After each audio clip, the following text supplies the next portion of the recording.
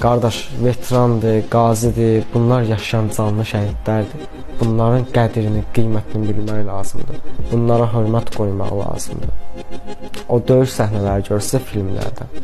Onu bilirsiniz ki, filmdə səhnədir. Bu qardaşlar o döyüş səhnələrinin realını yaşayıblar. Hər şey bir qırağa qoyuram da.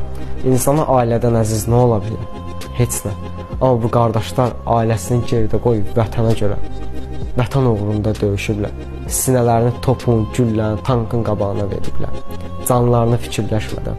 Ona görə deyirəm ki, yaşayan canlı şəhidlərdir. Bunların qədrini, qiymətini bilmək lazımdır. Söhbət o müharibəyə gedib, arxa cəbhədə gözləyib, döyüşdən sonra medal alan qaqaşlardan getmir. Söhbət o, yenə deyirəm, sinəsini topun, güllənin, tankın qabağına verən oğullardan gedir.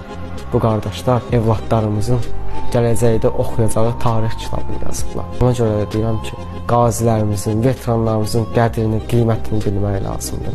Sizin haqqınızı itirənlərin, haqqınızı yeyənlərin bu vətənin, bu torpağın suyu burunlarından gəlsin. Allah sizi qorusun, qardaşlar.